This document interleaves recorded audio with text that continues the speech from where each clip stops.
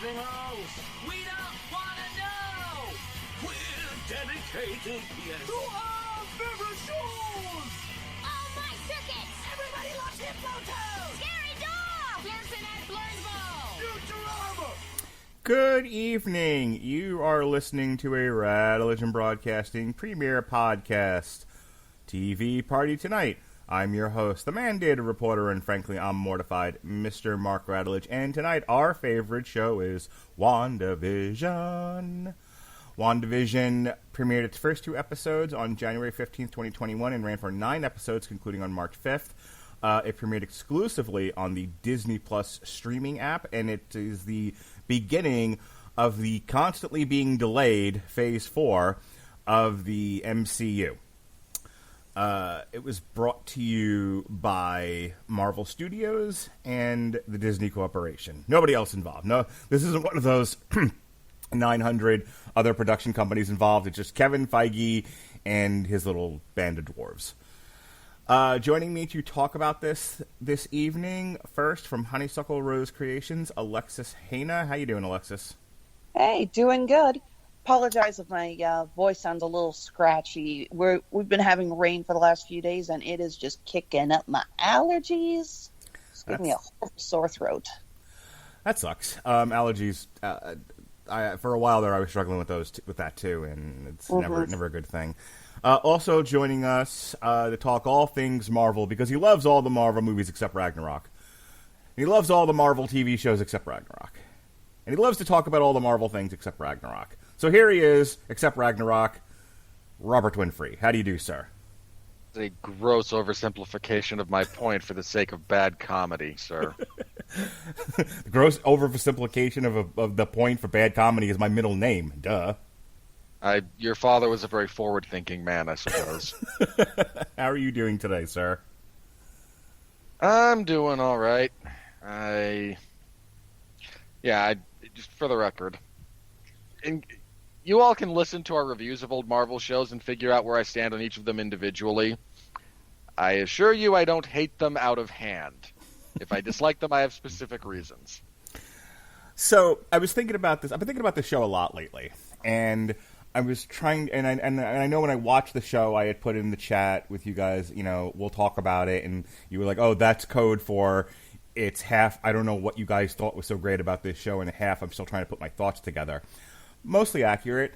I think where I can read your mind at this point. We've known each other long enough. We've done enough podcasts. I can basically read your mind.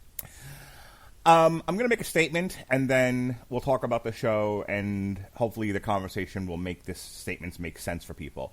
But I kind of landed on WandaVision about the same place I landed on Civil War, which was, there's a great idea here, and there's a lot of great stuff here, and there's a lot of things I really like about this show, but Marvel sometimes has a difficulty of getting out of its own way to make the studio happy, make the fans happy, to fit things neatly in the structure that's been successful for them, many times to the detriment of the project they're actually working on. And so in Civil War, you had, and we've had this conversation at length with Andrew Graham, friend of the show, as a matter of fact, but I'm on the record as saying I really hate that Tony all of a sudden loses his mind at the end of Civil War and seemingly acts out of character, and it's been debated. Well, given everything that was set up at the beginning and everything Tony's been through at this point that was kind of in character, he was just having a, lunatic moment. But I hope... He had a really bad day. Sure. White people having bad days. Isn't that what it's all about? Hang on. I'm making a Joker reference. That particular... just for the record, that particular sound clip that was shared ad nauseum about that particular shooter was literally taken out of context. The sheriff in question, or the officer, I think it was the sheriff, a reporter asked him what the shooter had said, and he was giving the shooters. He was paraphrasing. That's the shooter's quote. Is I had a bad day. Yes. Okay. And that's not his. I'm not going to debate the merits of having restated that, but. Okay, thank you for clearing it up. My point is that was wildly mischaracterized, and shame on the journalist, the guy I forget, one of the guys at Vox, for sharing it the way he did. You're an absolute discredit to your already disreputable profession, you jackass. The point, disagree with anything said about anyone at Fox News, but can we please move on before we scare I'm away? trying to. So the point that I was trying to get to with Civil War, to link it back to WandaVision, is they had this really, really great movie that for me kind of gets ruined at the end. And then, of course, that's the joke that we came up with, suddenly Zemo. And a lot of that tracks for WandaVision. It's a really great idea with a lot of really good stuff going on, and then it just not only does not stick the landing, but the gymnast trips, falls, punches a baby, and walks into a moving car. And I don't want to give too much of the discussion away, but Suddenly Zemo and Agatha All Along. Agatha All Along is the remix of Suddenly Zemo. Yikes. Yeah, I'll buy that. But I want to go to you first, Alexis, because of many people that we chat with and podcast with and have a little group chat for. You made it known you were always very excited for this show. So just kind of give me 50 words. What were you thinking about in terms of expectations for the show as the show, just kind of briefly as the show evolved? What were some of your thoughts and feelings? And then did you think it stuck the landing? So before, middle, and after. Go. Well, one of the things I've always been intrigued with Marvel is how they're able to keep so many details a mystery, that they don't spoil things, that, they're really good at teasing the audience with what they need to know and maybe a little bit of what they want to know, but always leave you guessing more. I always look at the advertising for Winter Soldier as that, and how well they were able to conceal that it was Bucky who was going to be the Winter Soldier. They really did a good job of obscuring him in the promos and everything. They didn't hint that the actor was cast or anything. So, again, I think they do a pretty good job with this. When I first saw the trailer for WandaVision, it was very intriguing. I was like, okay, this is obviously something very different. Like a lot of people, I did think at first they were going for a House of M style story arc, but I was intrigued. I enjoyed seeing Wanda and Vision together in the previous movies. Elizabeth Olsen and Paul Bettany have incredible chemistry and are very good actors. So I wanted to see more of them. I thought it was going to be a lot of fun. And yeah, not to mention, I also grew up watching Nick at Night as a kid. So everyone's like, oh, the first few episodes, like, oh, it's just black and white sitcom stuff. I'm like, I grew up watching Bewitched and I Dream of Jeannie and stuff. I love this kind of stuff. It was really nice of them to sneak in a Dick Van Dyke reference before we have to bleep out 3/4 of that title. Oh, are you kidding me? He was a consultant for the first. It's a joke. That's just a joke about our current culture. Okay, but yeah, it's gonna be the Dick Van Dyke show, but it's gonna be the Bleep Van Bleep show because you can't say Dick or Dyke. Yeah, I know. Family Guy already made a joke. Come here, Lucy. Go on, Alexis. Don't let this bully interrupt you anymore. Fair enough. But yeah, I was very intrigued by it, especially the homages to the classic sitcoms. And the more I watched, the more I enjoyed. And I'm not going to lie, and we'll talk about this later in the show, there was kind of an enjoyment in seeing the fan theories just spiral into new levels of absurdity that I didn't think anyone could ever come up with. Yeah, I mostly stayed out of that because I wasn't watching the show as it was released weekly. That was your thing and a lot of other people's thing. All of these, like Robert, we just kind of wait for the shows to be over and then I binge them all at once. But I do remember seeing a lot of memes of people pointing at random objects and yelling Mephisto. To which, if my eyes had rolled any harder, they'd have rolled down my, the back of my head and out my butt. Yeah, there was. I think a couple of us shared a handful of those. Mm-hmm. And frankly, I actually did like that it was a weekly thing. Some people were like, why don't they release the solid ones? I have to get up early in the morning. My husband works from home, and he has to get up early. I got to get up early to let the dogs out. We got our new puppy, so I have to keep her on a schedule. And it was kind of fun that we both get up early, let the dogs out. We get a little breakfast. I get a muffin. He'd, get a cup of coffee, and then we'd just make ourselves comfortable and watch the latest episode of WandaVision on Friday mornings. before we started our day. Nice little tradition, and we're doing that now with Falcon and Winter Soldier. For more of Alexis' thoughts on the history of Scarlet Witch and Vision, we did an entire source material live on one of their limited series that they did, the 12-issue limited series, A Year in the Life. So you can hear Alexis talk about her history with those characters and leading into WandaVision. We actually touched on the show just a little bit during that particular podcast. Robert Winfree, is this for you, is this more of a thing of, well, we do all the Marvel stuff, so that's just the gig, so I'm going to make myself watch this, or did you have an interest in what they were attempting to do with this show, which is one part ode to classic television, one part aftermath of Endgame, one part, and inside of that, what Wanda's going through. Was any of that an interest to you, or are you just here because we do the Marvel stuff? More the former than the latter. I've talked about this a few different times on a few different shows when it's been appropriate to discuss it. There's not a lot in Phase 4 of the MCU that I'm interested in. Mm-hmm. There just isn't. And I'm perfectly content setting things aside when they stop entertaining me. As a fairly easy example, my relationship with professional wrestling is very on again, off again. When I'm enjoying it, I watch. When I'm not, I don't.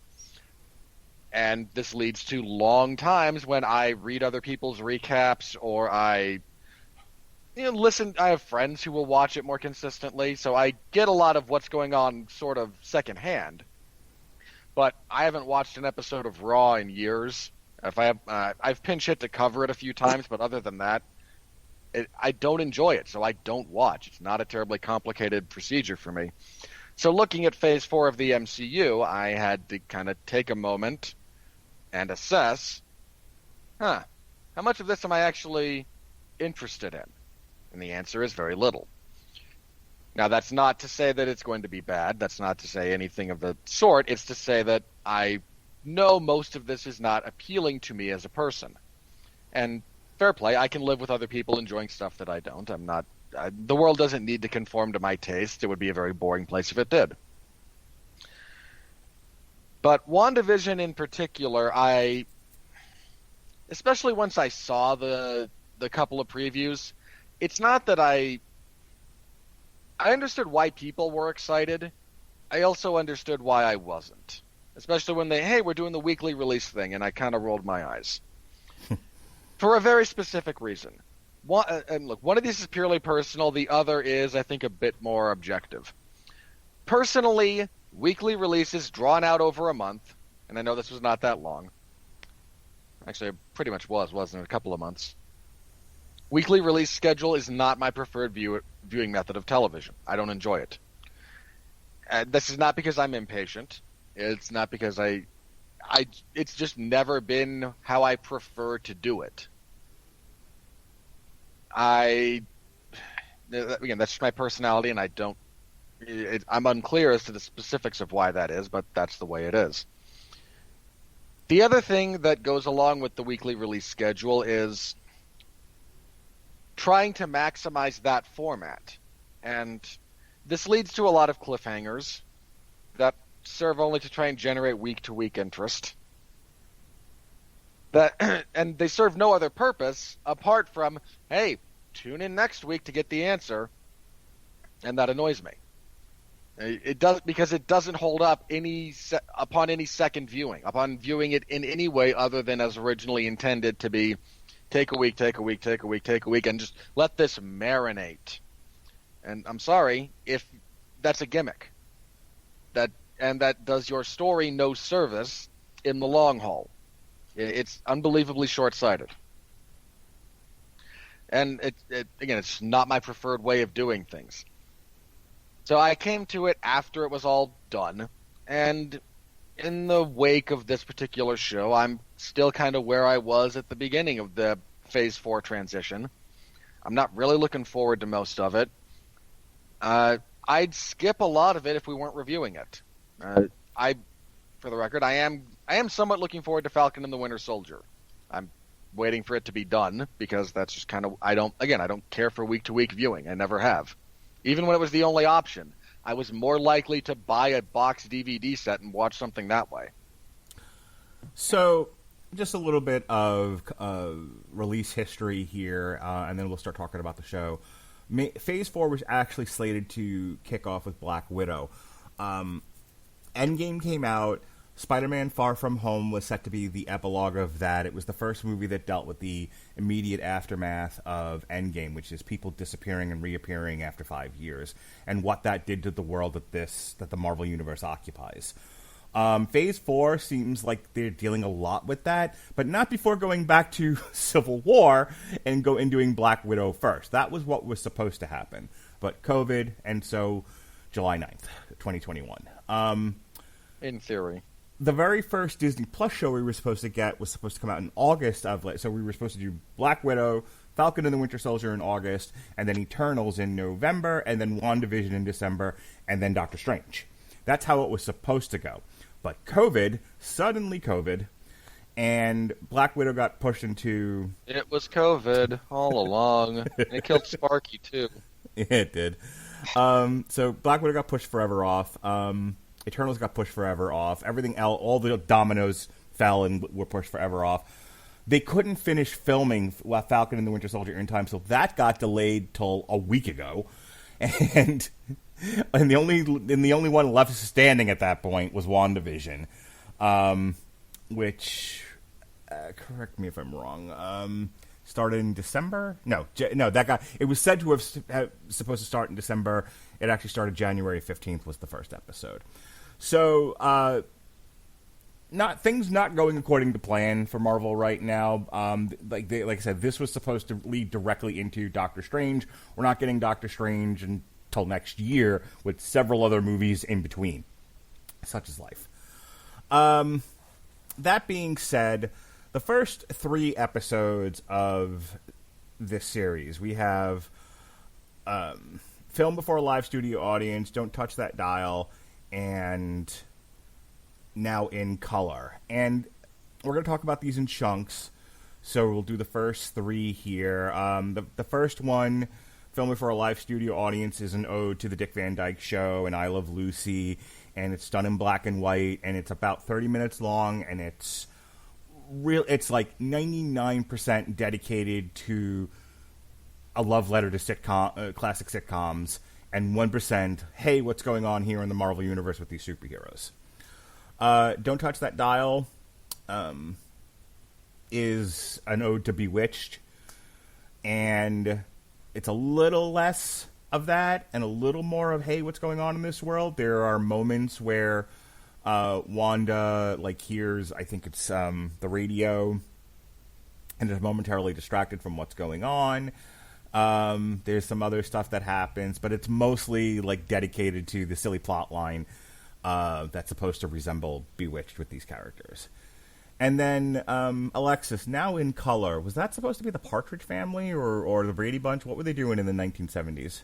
Oh, definitely Brady Bunch. The opening title, or the opening titles for WandaVision, were very inspired by that, down to the split screen. Okay, so Now in Color is their ode to the Brady Bunch. This is the one where she's pregnant, and it's about 60 to 70%, hey, we're dedicated to this one trope, but there's more and more stuff happening. There's a bit where the nosy neighbor, Agatha, is starting to tell Vision something, but then backs off of it, leaving him confused, and the audience going, hey, what's going on?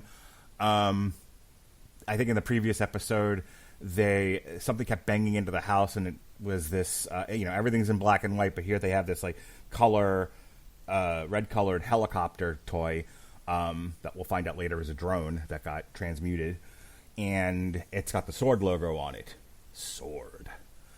So this third episode, Wanda's pregnant, and a lot of it revolves around that, and it's still hey, what's going on here? It's still very mysterious. And then at the very end, the character of Monica Rambeau, who is played by what's her name here, Tiana Paris, she brings up Pietro, at which point Wanda very menacingly kind of snaps out of her sitcom-y character tropes and is like, yeah, I don't think you need to be here anymore, and throws her, what we'll find out is out of the Westfield incident. The Westfield, what they call it? The Westfield event, something or other.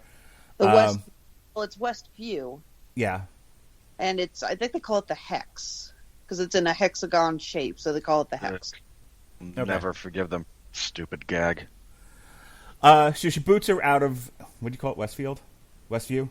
Which one is it? Westview, yeah. Yeah, Westview. So she gets booted out of Westview, and that's when we'll leave the discussion there for just a moment, but that sets up the next 3 episodes, which are how did we get to this point? And so the show has to go back a few steps.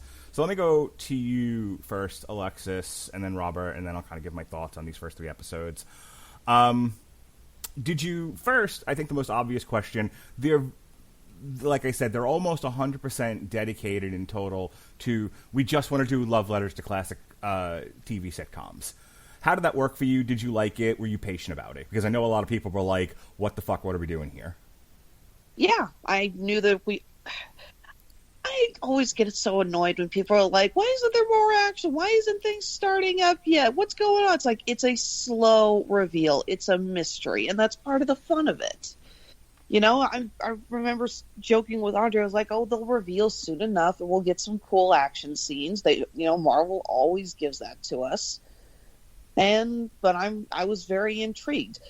I ended up looking up a little bit more about the first episode specifically and some of the little tricks that they did while filming it. It actually was filmed in front of a live studio audience, and with the exception of any little post-CGI scenes, like the animation effect that was used when Vision turns his face to look human, everything was filmed as you would film it on a TV set back in the day. They even painted Vision blue because the red does not look as bold in black and white. The blue stands out more. Anything that needed to float, it was on strings, and I was just very fascinated by how they did so much research to make this so authentic. So you were pretty patient about, like the slow reveal. And just as purely enjoying the antics of what you might see in a typical 50s style sitcom, and then later 60s and then 70s, that all worked for you? You weren't bored by it, or you weren't like, is something going to happen here? Can we move this on? No, I was intrigued. I remember watching like all the fans looking for those little Easter eggs, and oh my god, the animated opener on the second episode, the plethora of Easter eggs that they threw in. Even though they didn't end up amounting to anything in the entire series, just you see the Infinity Gauntlet, you see the Grim Reaper's helmet, just little things like that. Like that killed me. Okay, and I will. If nothing else, the thing about these 3 episodes is it really does it is held up at least by one thing, and that is that Elizabeth Olsen and Paul Bettany really do have great chemistry, on-screen chemistry together. And so I think if you are not in a rush to see superhero stuff doing superhero stuff, and you're just kind of accepting the premise of, hey, slow burn mystery, love letter to classic television, you can have fun watching them do a thing. But I want to hear your thoughts, Robert, these first 3 episodes. I didn't hate them. I want to start there. Much like Alexis, one of my favorite pastimes as a small child was Nick at Night. So I watched a lot of Bewitched, I Dream of Jeannie, Taxi, the Mary Tyler Moore Show, the Munsters, so much Munsters. So I have a bit of association with with a lot of the stuff they're drawing on here, and I think a lot of people our age or so do. You get too much younger than us, and I think that gap grows a bit too much, but that's neither here nor there. I'm down for a slow burn as long as I feel like it's progressing, and this one, it takes a little bit to progress, but I think it does kind of start getting there. The first episode drags not necessarily because please do something, but more because there's I think there's too much time dedicated to setup in the first episode, and it's just kind of an unfortunate necessity. You have to do it somewhere, and I think that's kind of what the first episode lacks in that particular respect. I completely agree about Paul Bettany and Elizabeth Olsen having just phenomenal on-screen chemistry. They play off of each other about as well as you possibly can. It is easily, I think, the best thing about this particular series, the way those two interact. It's just the very height of what's good about this show. I'm trying to figure out what my other kind of gripe was. It got a little bit repetitive to end each episode on another pseudo cliffhanger. Mm-hmm. You know, the first episode, hey, somebody's watching. Second episode, guy in a beekeeper outfit pops out of the sewer, and no. Third episode, Monica Rambeau gets just flung, completely out of this area, and all the military are around her, and oh, what's all this? Like, it's painfully obvious you're trying to string your audience along. And I just think that's a little bit lazy storycraft. So my patience was utterly run out by the end of episode 3. So kudos for Marvel for figuring out just where the line was of how much they could do this without telling the audience what precisely is going on around here. I knew what I was getting into when I started it. So like the first episode, you used the word dragged. Yeah, I don't. Let me say right off the bat, my affinity for old things goes about to the 70s. And other than my mom's music that I grew up with, the doo-wop era, I don't have a tremendous amount of, like, I didn't watch Nick at Night. That stuff bores me. So I don't have the love affair for 50s and 60s television. When you get to the 70s with film and TV, that's where I wake up and get very excited. So watching them do the Dick Van Dyke Show and I Love Lucy, I'm like, I don't care. And I was interested in watching them act. I was interested in watching them play. I've talked about this before with other movies. I think when actors are given really meaty, fun things to do, why do people become actors? Because they want to play. They want to dress up. They want to do fun things and be outside of themselves. And Elizabeth Olsen and Paul Bettany got to do that. They got to do a 50s style TV show for the first one. And I think as a experiment in television on a streaming app, you can do those things. And I was there for it. I was like, okay, I'm here to watch experimental television. Let's see how well this works. I think for a 30-minute ode to a 50s style television show, it's fine. And I was enjoying it. And then at the end, when it kind of goes off a cliff a little bit, where they're all starting to, where the boss guy is yelling, "Why are you here? Why are you here?" And they can't answer. I was like, okay, that's something. That's at least, we're acknowledging that this is part of a bigger problem here and not just us blindly writing love letters to television shows. So cool, that's fine. The second one, I didn't like the second episode as much as I liked the first. One, again, I don't care about Bewitched. But the other thing, they spent so long dealing with Vision and his drunken nuttiness, and I'm like, that's not appealing to me. The stage shenanigans, where she's trying to cover up for it, was kind of funny in a very Three's Company way, and I appreciated that. But the best parts are the parts where reality is trying to intervene inside the event. So, like, when she's having the conversation with Dottie, and there's the bit with the radio, and everyone's, everything that is light and fun takes a pause, and there's a real problem afoot, but we don't know what that problem is just yet. That's where it got my attention. Problem is, like I said, the ratio was really off, like 70-30, 80-20. And again, I didn't care for the comedy stuff as much as I liked the first episode. Episode 3 I liked a lot. Again, at least we're getting closer to stuff that I liked on television, though I wasn't the biggest fan of the Brady Bunch. I certainly like the costumes. I like the look of it. I have to give the Marvel credit for this. They really, when they decided we're going to make an ode to television shows, they really, the devil's in the details, and you have to get that stuff right, or this all kind of, as an experiment, falls apart. And I think they did that. I think they really got the details of what makes those shows work in terms of look and feel perfect.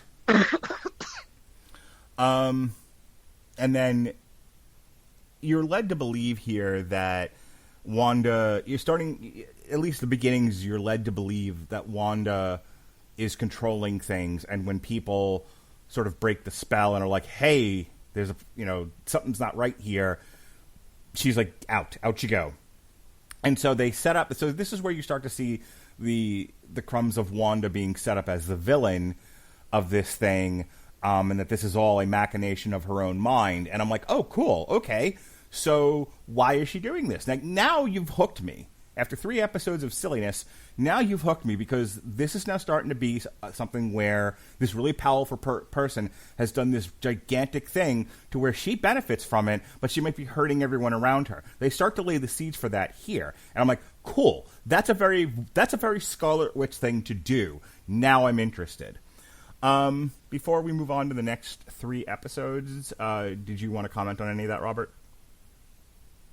No, Okay. How do I say this? There's a bit of dramatic irony that goes on in parts of this show, and for those of you who are unaware of what dramatic irony actually is a purely technical term. Dramatic irony is when the reader/viewer is aware of things that the characters are not. This can be used very well to generate tension, or it can be used poorly. Here, anyone with a modicum of... If you've touched in any way the comic community over the last 20 years, you know what's going on here. You may not know details, but you know broadly what's going on. So we know what's going on, and the characters don't, which becomes tedious for me after a certain point. We don't quite get there in these first 3 episodes. That's what I'm saying. Like, they knew exactly about where they could push the average audience member. I'm like, okay, don't go any further than this. And I think 3 episodes was spot on. 4 episodes of this, and I might not have made it through the whole thing. 2 episodes, not quite enough. 3 was perfect. Well, the other downside to this and to the weekly release schedule is a bunch of your big twists are easily discernible by anyone with Google. And guess what? That's everybody. Oh, hey, we have a character named Agnes, and there's something up with her. Oh, is she Agatha Harkness? How'd you figure that out? I Googled. Morons. All right. Before we move on to episodes 4, 5, and 6, I just want to take a moment to tell you about Grammarly. We tell you about Grammarly every episode, every podcast that we do, and we can't stop talking about it because it's a great service. For you listeners of TV Party Tonight on the Radulich Broadcasting Network, brought to you by W2M, Grammarly is offering a free download of Grammarly software. Grammarly's AI-powered products help people communicate more effectively. Grammarly helps you write mistake-free on Gmail, Facebook, Twitter, LinkedIn, and nearly anywhere else you write on the web. Grammarly corrects hundreds of grammar, punctuation, and spelling mistakes, while also catching contextual errors, improving your vocabulary, and suggesting style improvements. To download Grammarly today, go to getgrammarly.com/W2M network. Again, that's getgrammarly.com/W2M network to download Grammarly for free. Alrighty. So, episodes 4, 5, and 6. 4 might have been one of my favorite episodes of this entire affair. 4 made me so... 4 made me sad because it touched on something I find infinitely more interesting than the entire rest of this show. Okay, well, let me do a quick... you know what, let's just talk about 4, because I think 5 and 6 you can kind of group together. But 4 stands out as... we don't go into the event this episode. As a matter of fact, it starts with Monica Rambeau returning from the snap, or they're calling it the blip now, which I fucking hate, by the way. We couldn't just go with the snap. Well, hang on. It's not so much calling it the blip. Well, they do, but it's more to describe people because they kind of blipped out and then back in 5 years later. They're a glitch in the system, essentially. Mm-hmm. They probably started calling it that long before anyone in the Avengers actually got in contact with him saying that Thanos snapped his fingers. I mean, we call it... I understand us wanting to call it the snap, but if you look at it from the point of view of just the average person who wasn't there in Wakanda that day, yeah, blipped out. I agree with Robert. I understand all that, and I don't disagree with you. I personally hate it. I think the snap sounds better than the blip. It does. It does, but our dumb culture. Yep. Yeah, no argument. It would sound cooler if they said it was the snap, but no, bakers can't be choosers. Yeah, it is what it is. It's one of those things where like, I like this better than that, but it's not going to make me run away screaming from the Marvel Universe. At least not that particular thing. In any case, so Monica wakes up in a hospital after being blipped out for 5 years to find out that her mother has died of cancer. And so there's this big, long sequence of her in the hospital. I have to say, this was 110% better, a better way of handling the fallout from Endgame than the way Spider-Man handled it. Which, they addressed it, and they went on to bigger fish to fry, but they never really talk about what it's like to live in a world where, you know, people were gone for 5 years, people moved on from, you know, from the loss of their loved ones. Oh God! And they sum it all up with a shot of a basketball game of a kid reappearing on the court and getting hit with the basketball, and it's like, come on, Marvel. Well, okay, can we at least agree that moment was kind of funny? Well, sure, it's kind of funny. Well, but yeah, boy, I mean, isn't so was a hang pie on, in the hang on. face, but I wouldn't put one in a funeral sequence. Well, I mean, you would if you were going for a comedy. You go on. Here's a bigger gripe that I have. A similar gripe that I had with Homecoming. Boy, isn't it sure convenient that all of our cast of characters all happen to be in the 50%? Just, you know, Peter and MJ and their buddy and this teacher and yeah, all of them. Yeah, they were the ones because we don't want to recast or move on, and these guys have chemistry. And no, you're late again. It's lazy, stupid writing to preserve the status quo. Shame on you. Well, the teacher didn't blip because he mentioned there's a scene where he talks with Peter where he mentions that his wife pretended to blip out. And he said we had a fake funeral for her and everything. Not that teacher. I think he had another one. And then, oh, by the way, here's Ben Mendelsohn in the background because scrolls. My point being that it took a bit. we finally got to a place on screen in the Marvel Cinematic Universe where the weight of the blip is truly dealt with and the horror it's causing people, the chaos that it produces.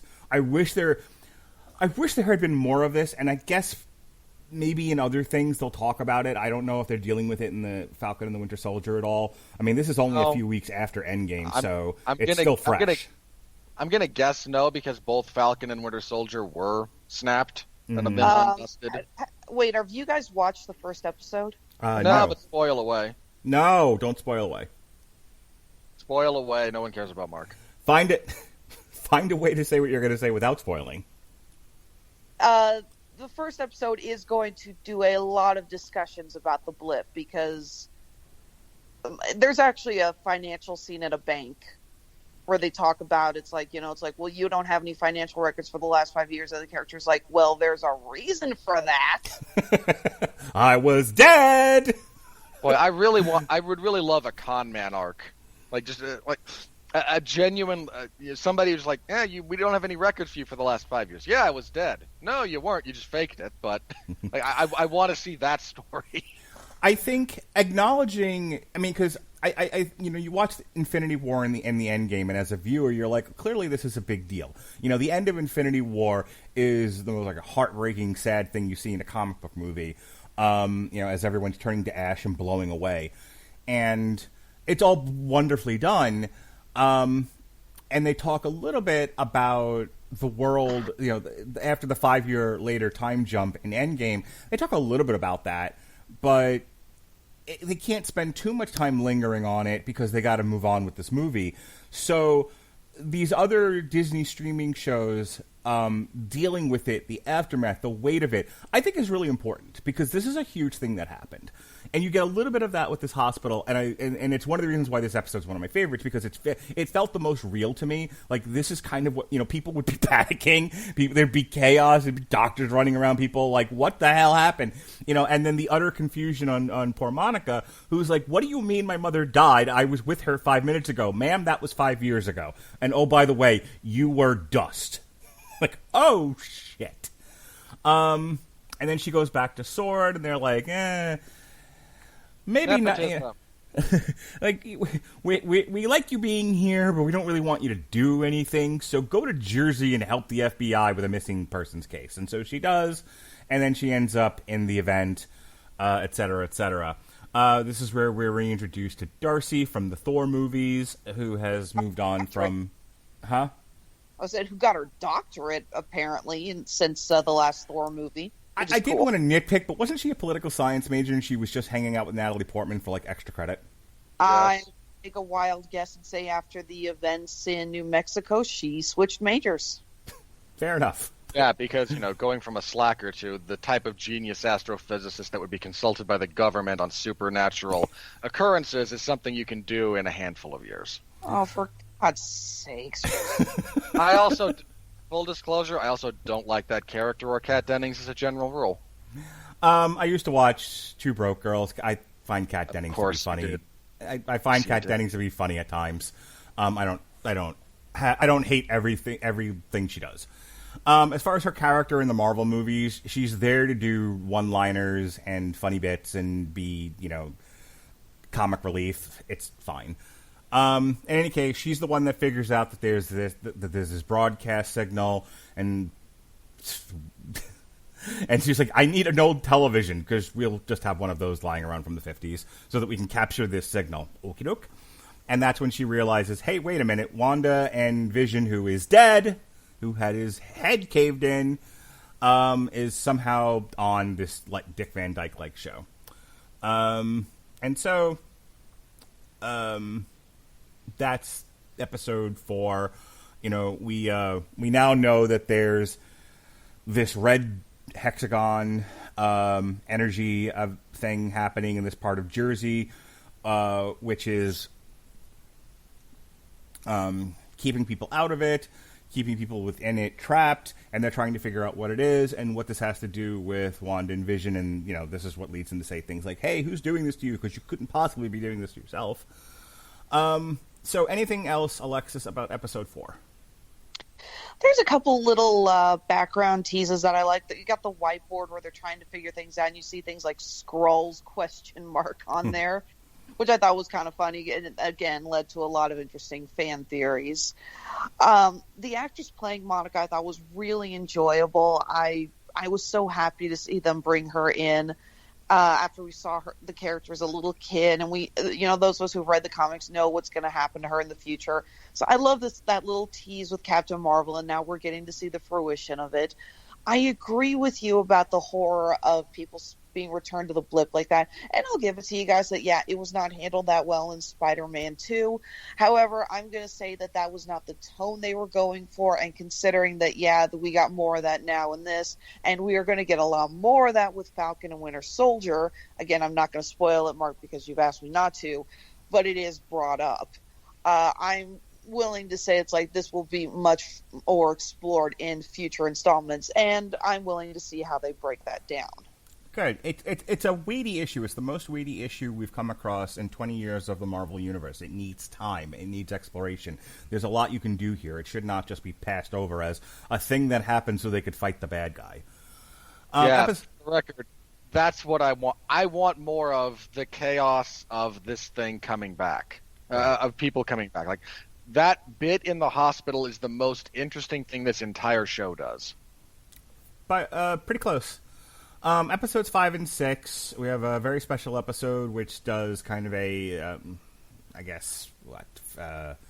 Full House kind of look to it. Very 80s sitcom. My genuine favorite meme that's come out of the entirety of this show is a picture of Elizabeth Olsen from this episode doing like the kind of scared smile, like the freaking out smile, and with the caption, "Having to do a Full House parody when you know what it did to your sisters." I got a combo Full House and Growing Pains, and maybe just a touch of Roseanne in there. Something about the layout very much so reminded me of Roseanne. And then episode 6 is like a Malcolm in the Middle type mashup, 90s, early 2000s sitcom thing. Probably the least one that I'm familiar with because I honestly wasn't watching. I didn't watch Malcolm in the Middle, and I I hate Malcolm in the Middle so much. I'm going to go ahead and say the late 90s, early 2000s is when my film snobbery thing happened, and I pretty much stopped watching network television. So I did not watch a lot of sitcoms from this era. But 80s, 90s, that's my jam. That's my, my Facts of Life and Different Strokes and Full House, which we've talked about ad nauseum on this network when we did the revival. So that's what's going on there. In terms of what's actually happening in the show, she's got these twins, and she's trying to get them to sleep, and they age themselves up in this episode 5. She reveals her. This is also the bit where they try to get a dog. They name it Sparky. Wanda nearly reveals her abilities to Agnes, which concerns the Vision.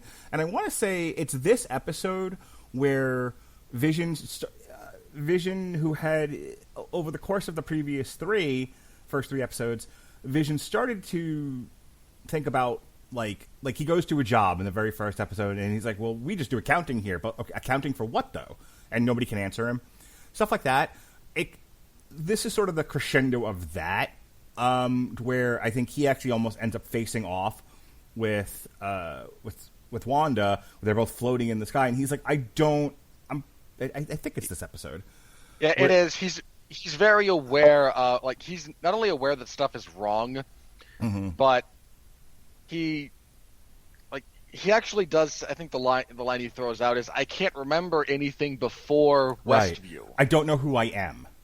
Yeah, it's not just that he knows something's going on. He knows that Wanda's avoiding the issue. He can tell that it's like there's obviously something that she needs to tell him. I love the line. It's like, why are there no other children in Westview? I thought that was actually a really great observation, because I hadn't even noticed. Like, oh my God, there are no other children. That's right. In fact, I walk by that playground every day, and it's never used. Yeah, they in the second episode they mentioned the talent show that they do is for children. There's no children in the audience. It's all the neighbors. So yeah, it's one of my favorite parts of the entire series is Paul Bettany just screaming and pleading with her. I don't know who I am. I don't know what's going on. And Wanda playing into those villain tropes of, like, you don't need to know what's going on. It's all fine. Everything, you're just you're just stressed out. Like, completely underplaying the whole thing. Trying to get all of this back into, back under the cover. So that's all great. And then get the teaser that got everyone screaming, and then at the end, when we found out, we screamed for absolutely no. Robert, I love this show, but I think you and I can agree that deciding to tease us like they did at the end of that episode is the biggest middle finger Marvel has ever given the fans. One of them. So real quick, so there's this bit where he finally gets through to one of the guys at work. He wakes them up from the spell, and that's when we learn that Wanda's controlling everybody in the town. Sparky runs off. Hayward orders the drone to be used to kill Wanda, but she emerges from the barrier and warns Hayward to leave her alone. Agnes finds Sparky dead. Vision confronts Wanda about her actions. They are interrupted when Pietro arrives. Watching the broadcast, Darcy notes that Pietro has been recast. So that's what we were talking about with Vision and Wanda floating and screaming at one another. Vision is now starting to get wise to the fact that this is all being controlled by Wanda, and he's trying to figure out, like, how and why she's doing that. There's a really great moment here with Wanda. Is it, Robert, is it this episode or the next one where Hayward shows the footage, the doctored up footage, we'll find out, of her stealing Vision's body? I can't remember which of those two it is. It's one of them, though. Okay. I want to say it's this, because the next one is the one where she expands the hex outward to save Vision after he breaks out of the barrier. Right. And I want to say it's, again, it's one of those two. I can't remember off the top of my head. I wish I could.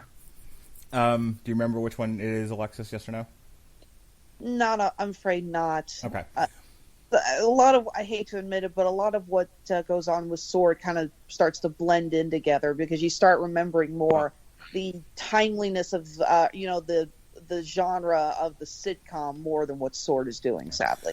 Well, It doesn't help that they handle Sword. I'll yell about this in a bit, but the fact that they handle Sword as badly as they do. Episode 5 is great. Episode 5 has the perfect balance of real-world implications and stakes, great acting on the part of the players, stuff is happening.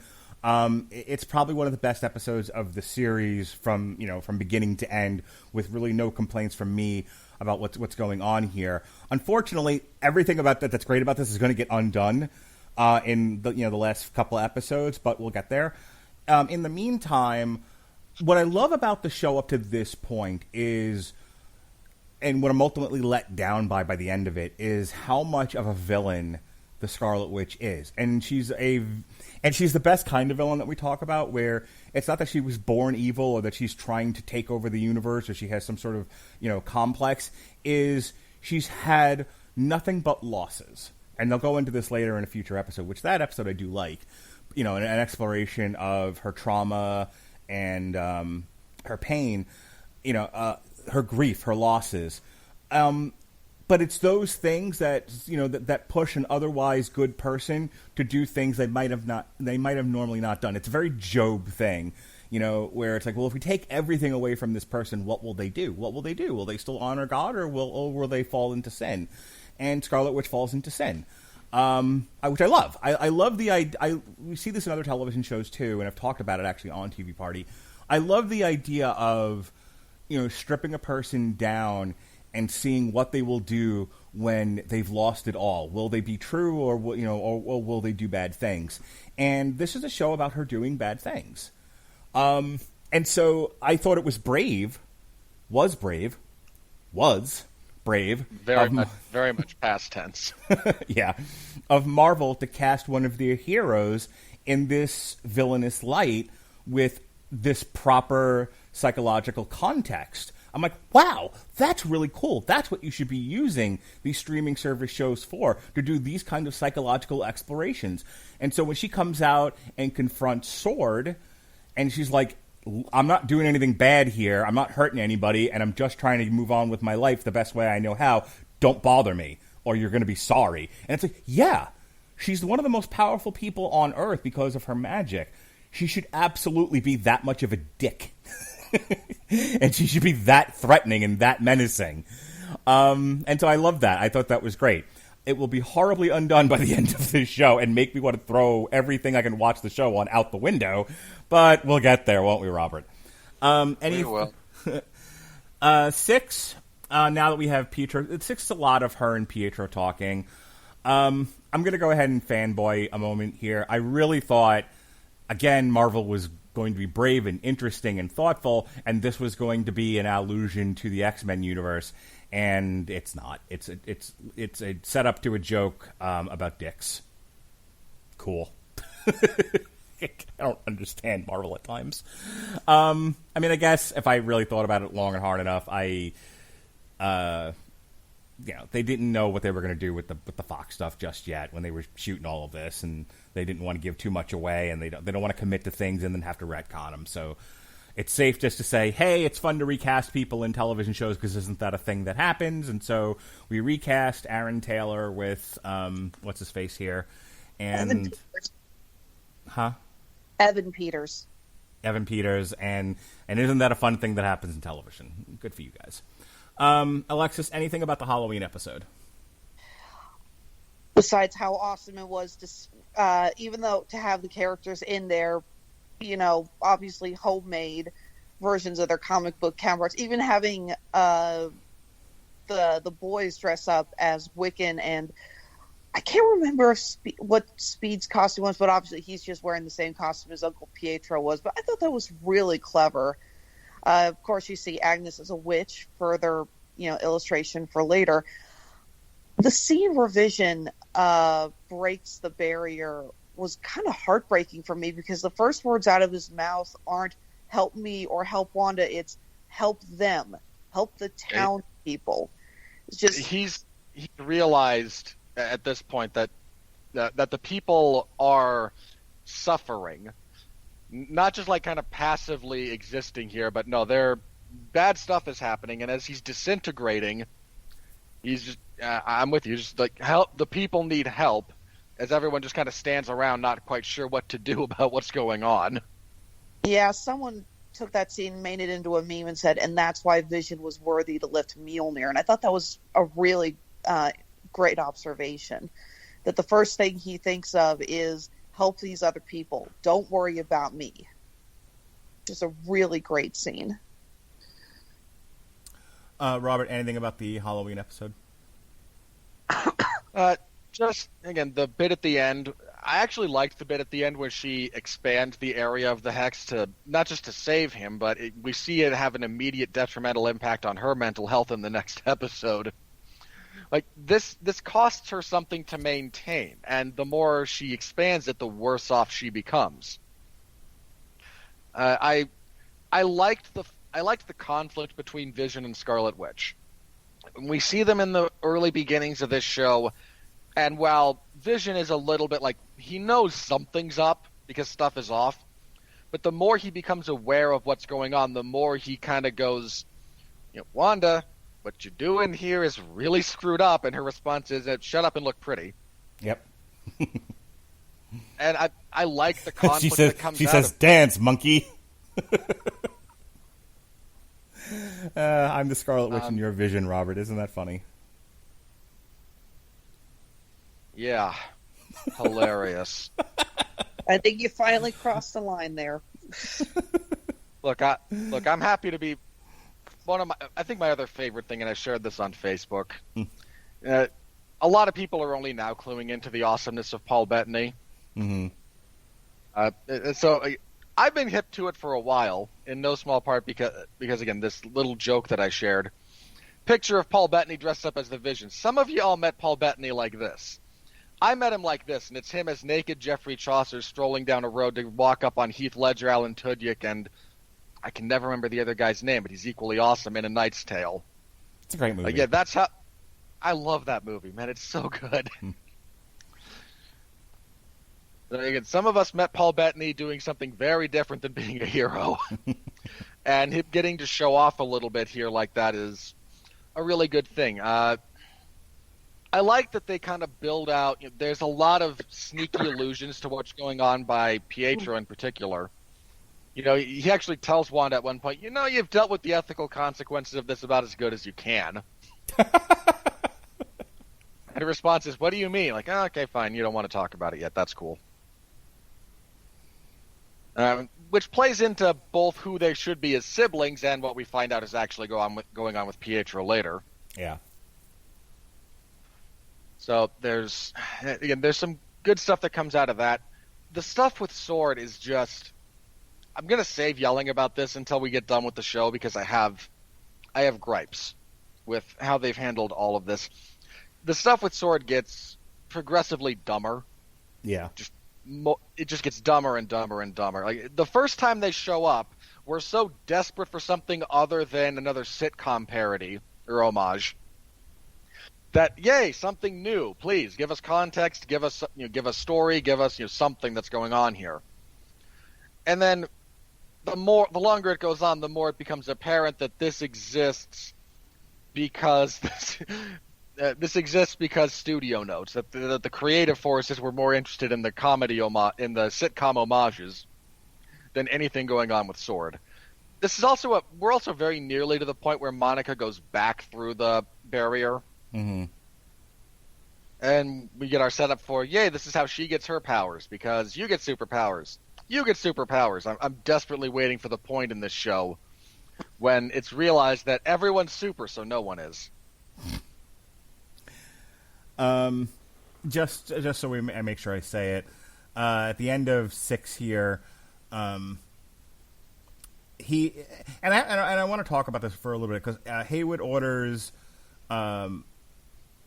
Monica, Darcy, and Jimmy to leave the face for disagreeing with his decision to attack Wanda, but they sneak inside. They hack into his computer and discover that he's been tracking Vision's vibranium signature. Vision tries to push through the static. Well, we talked about all that already. Hayward is made out to be, like we were talking about in the comic book, like a Guy Ritchie type character where, another General Ross, superheroes are tools who need to be controlled and we can't have them going out there willy-nilly. And at the end when he's like, she's the most powerful being on the planet, she's doing bad things, we probably need to capture this person and nullify their powers. And everyone's arguing with him, and he's like, did y'all not know what happened over the last 5 years? And you as an audience member are not supposed to be on his side, but kind of like General Ross's argument in the Civil War, I'm like, no, what he's saying makes sense. Oh, okay. I can yell about this now if you'd prefer. Yeah, go ahead. Here's the soapbox. A little bit. Their treatment of Hayward is the laziest, dumbest writing they could have possibly done here. Yep. Here's my gripe. This is where this show starts to lose me, by the way, is this stuff with Hayward. Yeah. There is this bizarre necessary component to what they're writing that by the end of this, Wanda has to be a hero again. Yeah. And we need the audience to believe that she's a good guy, and it makes me want to put my head through a wall. Right. Here's the flip side of that. It means we need a villain, because we can't have Wanda be the villain, so we get the worst iteration of the Marvel cliche at the end of this show. You know how everyone's arc in Marvel is, in their first movie, is I fight a dark reflection of myself. Well, Scarlet Witch fights another witch that is purple instead of red, and the Vision literally fights himself. And don't forget the other cliche in Marvel, the overused stupid cliche, evil government agent. Yeah, here's my thing about Hayward. It would not have been that difficult to write him in the following way. He's wrong, but he's not a villain. Mm-hmm. And unfortunately, we do he's wrong, so he's a villain. Yeah. And it's the dumbest thing possible. Look, you can have an you can have a logical dispute between Monica and Hayward about the path forward. Hayward says she's controlling these people and bad stuff's going down and we don't know what's up, and my inclination is if we need to use force. Monica's response, and I think one of the things she actually says in this is, we tried force, it didn't work. If she's our problem, maybe she needs to be our solution to this. And these are intelligent, rational positions that both people are taking, and right. there can be some necessary conflict that arises from that. Sure, the idea of we need to use military action against the superpowered being, okay, but what if we try talking to her first? That's a fine argument to have. Yeah, and it's a more compelling one than, well, I lied about her, I used her as a scapegoat for my project for revitalizing the Vision as a weapon, I'm throwing everyone out, and I'm twirling my mustache while I'm doing it. Yeah. You took a potentially interesting character dynamic where both characters are, again, you can have Hayward be wrong. That's entirely fair to have it be pointed out that violence in this case is not actually going to solve your problem. That's fine. That's a perfectly valid... Again, he can be wrong without being a mustache-twirly villain. But no, of course he can't, because Marvel. Yeah. Well, I shouldn't say because WandaVision. Well, but that is a big part of Marvel. It's always like the people with the superpowers are always in the right. The people without superpowers are always in the wrong. And government agencies are never to be trusted. We've only got shit tons of them. They're everywhere. The whole world is run by government agencies, but everybody in them is a shitty person who always has an ulterior motive, and the people with the powers are pure as the driven snow. Marvel does a lot of good things, but boy, is there a lot of lazy writing. Yeah, this one in particular really got to me the more they kind of explored this, because there's no reason for him to be evil, other than convenience to audience pseudo-empathy. That's the only reason they make this guy evil, because we need another villain, which makes this redundant, by the way, because you have other villains, and one of them's supposed to be the Scarlet Witch, but, well, we want to make a movie about her, so she needs to be a good guy. It is the worst impulses given flesh in this particular sense. It's stupid, it's lazy, and it honestly took me out of the movie. It took me out of the show. Yeah, for sure. To watch this guy go from rational, if differing for rational reasons, by the way, to no, we had the Vision's body all along, and we've been trying to revive him as a sentient weapon for 5 years, and again, let me twirl my mustache while tying this damsel to the railroad tracks and foreclosing on the family farm. And my God, could you have put another cliche on this guy? Shame on you, writers. This was the worst. Yeah. All right. So speaking of the worst, up to this point, I was really I was enjoying the show. There was a lot of good stuff happening. Like I said, first 3, slow burn, mystery. There's just enough there to be like, I'm interested in what you're doing here. Next 3 episodes, holy shit, Wanda is a crazy person who's doing terrible things, and oh my God, who's going to stop her? I'm really interested in this. And there's one episode of the next 3 where you really get a sense of, you truly get the sense of what kind of grief and loss and trauma she's experienced in a very short period of time, not to mention she was dead for 5 years. So that one episode is fine. Unfortunately, it's bookended by 7 and 9, which made me want to throw shit. But you get up and through 6, and you're like, okay, well, now we know Wanda's controlling things. We think she stole Vision's dead body and animated it for the purposes of living in the sitcom life. So how are we going to fix it? What are we going to do? Is Wanda going to end up back in the what's the prison under the sea that she ended up in Civil War? The Raft. They tried to put her in the raft. That didn't work out so well. Well, she got rescued by Captain America, but she was all captured and straitjacketed at the time. She? Yeah. I know she was on Team Cap. I can't remember if they actually captured her at the end of that or not. Yeah, she's in there in a straitjacket. Okay. Yeah, she had some kind of neural interface thing on her forehead to keep her from even potentially using her powers. Right, so Cap doesn't rescue everybody at the end of Civil War. She's still there. Okay, that's fair. So I'm interested in seeing what's going to happen here. And this is their ode to Modern Family. I don't know if you guys ever watched Modern Family. My wife tricked me into watching it when I first started, and because I can't ever leave things incomplete, I had to watch every single season of that show, even when she quit. I feel bad for you. You should. That show kind of fell off a cliff early on, but I couldn't stop myself from watching it. In any case, your point about, I thought that was interesting, Robert, because I didn't pick up on that her expanding the hex.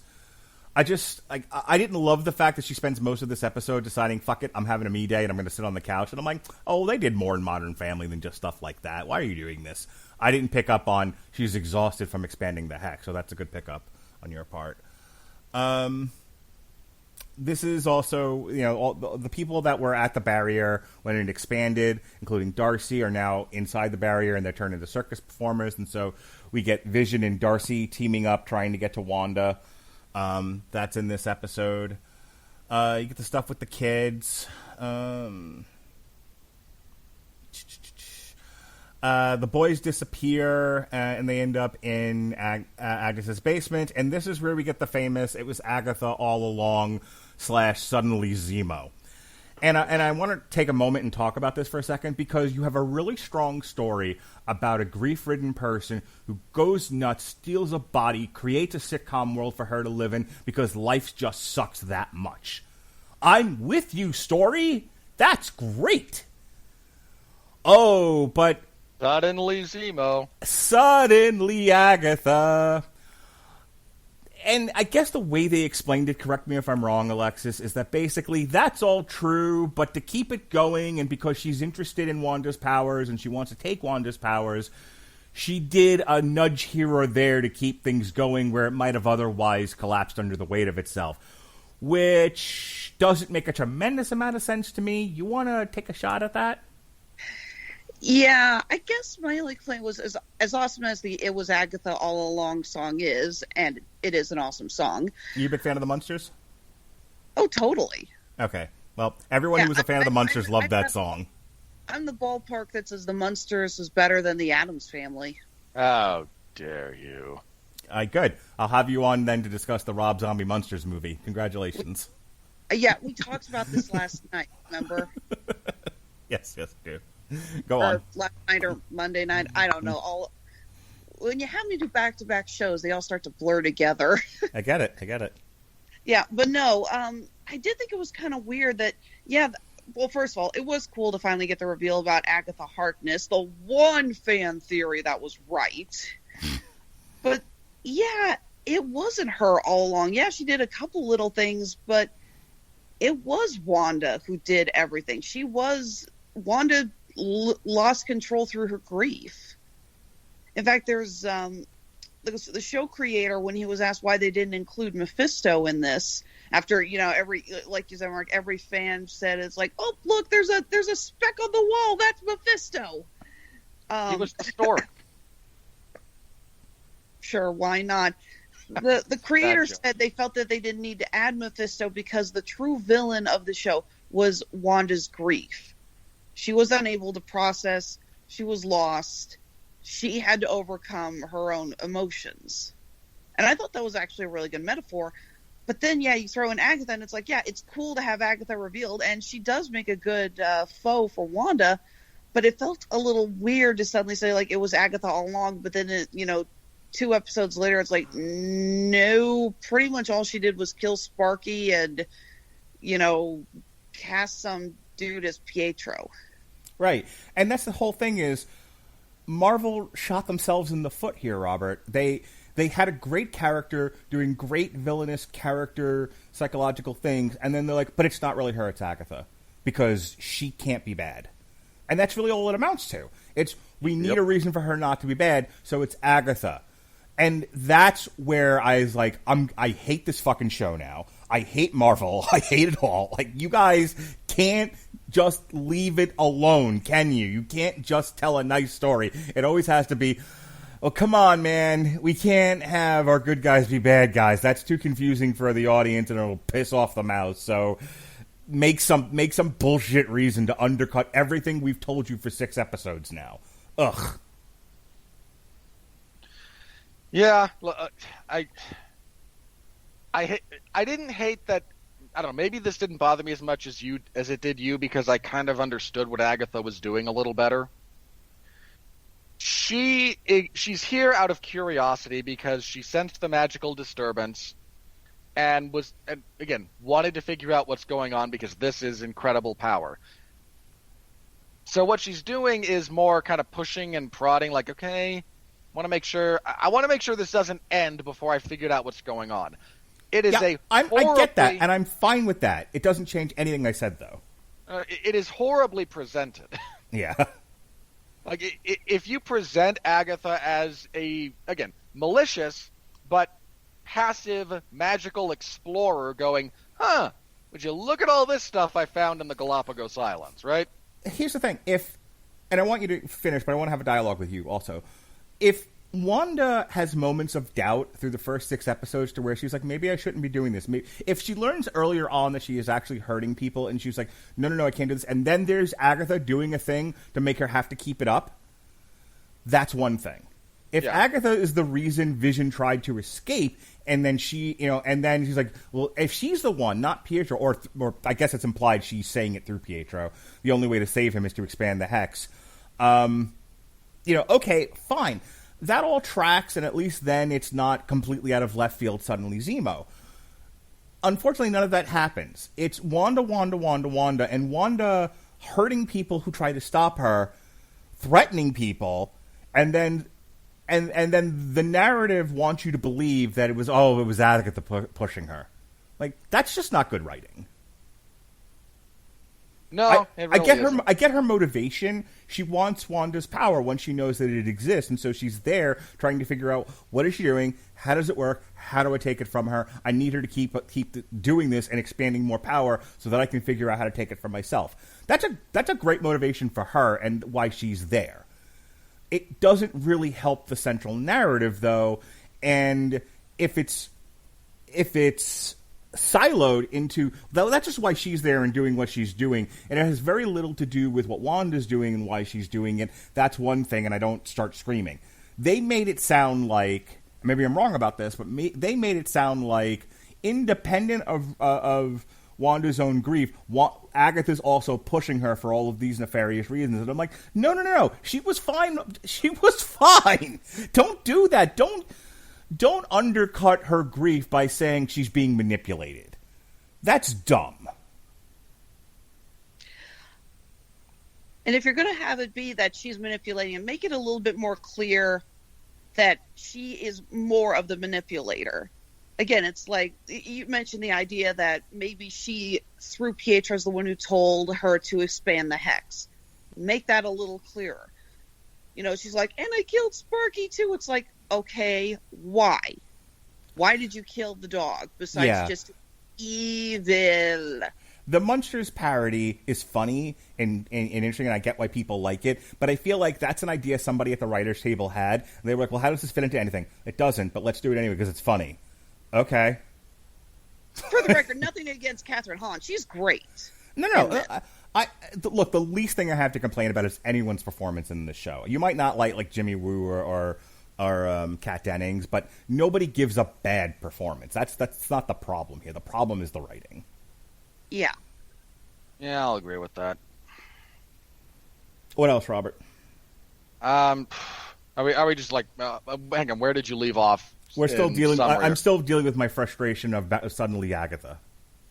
I don't have anything else to add. It's annoying. It's stupid.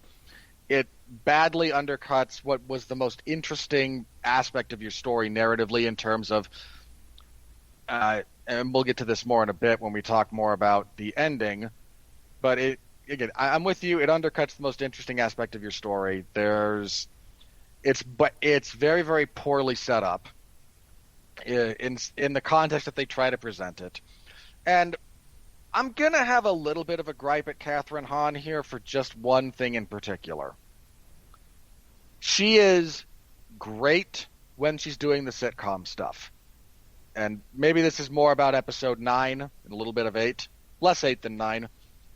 That woman cannot be menacing to save her life. When she is trying to do the I'm scary stuff, you lose me entirely because I do not believe her. When she's the nosy neighbor, even when she's doing like creepy nosy neighbor stuff, like she's great and she's a little bit unsettling at times, and I mean that in a good way. But when she has to be the big foil magically challenging Wanda, sorry, you have long since lost me at that point. Don't buy it. Yep. Episode 8 is good. Episode 8 breaks up 2 shitty episodes. This is the backtracking through Wanda's life. You get to see her as a child. You get to see her, them sort of being enveloped in this world of sitcoms and, in this other shitty world that they live in. Which explains why when she decides to create her fantasy world, she creates 50s sitcom. Cool. Love it. You get to see her parents die. You get to see the bit with the Stark bomb. They retcon the idea that the Mind Stone gave her powers by saying she's basically a mutant and the Mind Stone just amplified them. So she's always had it, and she's responsible for the bomb not going off. Where it was once, they just didn't know if the bomb was going to go off, and it happened to be a dud. Now it was Wanda all along. Less cool, but still not annoying. I actually like that twist, the idea that they didn't use the word mutant, but they just said that she always had her magical ability. She was born a witch. Yeah, witches are born as much as they are created in this universe, I think. You're born with a predisposition to it that then has to be nurtured appropriately. Yeah, Agatha mentioned something about how had this not happened and the whole thing with the experiments with the Mind Stone not come, her latent magical abilities would have just remained dormant.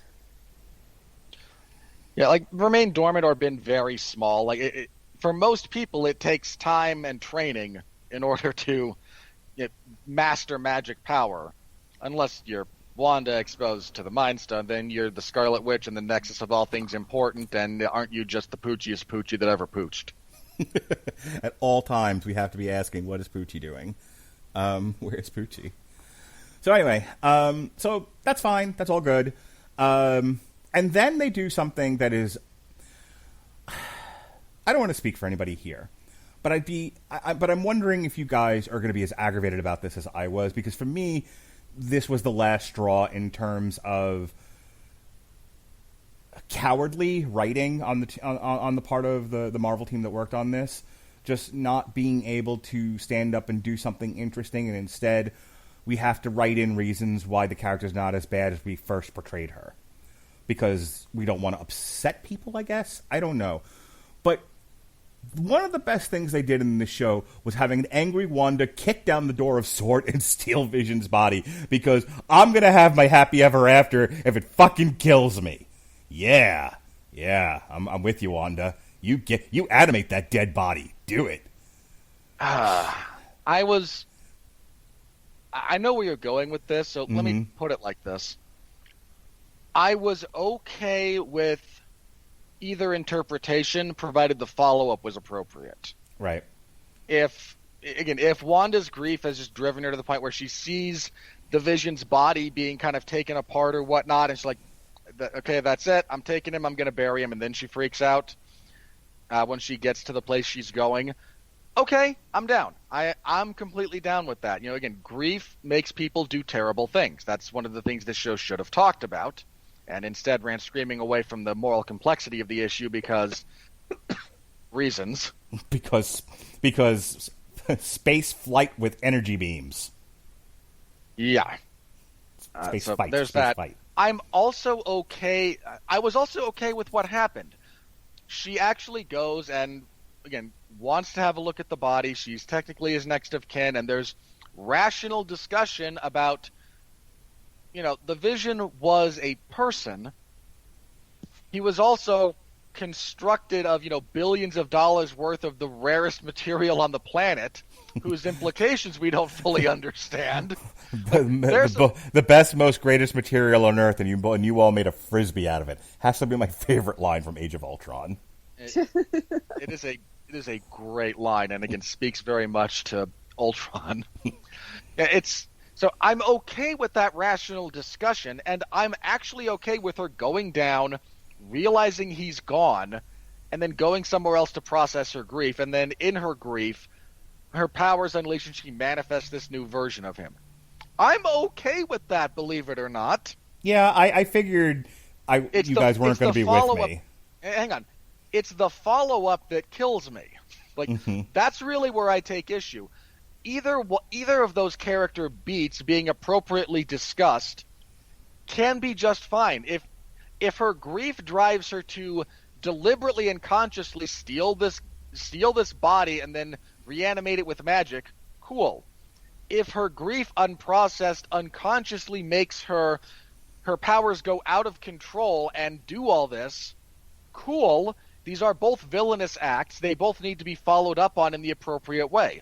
They don't. They absolve her of any fault in this scenario. Right. That's my issue. That's the big issue. Yeah, that's what loses me. It's not... Because, again, if you want to do her grief makes her powers go out of control, cool. That still needs to be discussed that you have a responsibility for this. They're your powers. You handled this badly. You hurt people. And you brought the freaking Vision back to life from nothing but your magical powers. We have a problem here. So can we talk about that though? Don't actually go with that. So here's the thing, and I don't want to spend the next hour debating this one particular plot point, because if you brought me two pitches, I'm like, I'm the showrunner, and it's like, okay, here's how we're going to do this. She either stole the body and animated it. That's the one pitch, and Sword wants that body back. Goddamn. Or from her rib she created man. You couldn't see it, but I just rolled my eyes there. From her magical rib she creates magical man. And here's the thing, though. Reanimating Vision's dead corpse and then him going, I don't remember my life before Westfield. Nothing makes sense to me. I am bound and determined to figure out what's right, because what's right is the thing that I am meant to do. I am the Vision and I am worthy. That all tracks.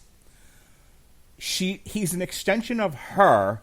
Shouldn't he just be willing to go along with whatever because, like everything else in that world, it's all being manipulated by her? Like him having independent thought and reservations and ultimately rebelling, I don't know if it makes sense when he's just an extension of her. It does because he's not an extension of her the way the rest of the spell is. This is what makes her magic so dangerous. She literally creates something from nothing. Okay, so what you're saying is she basically created a duplicate vision. Yes.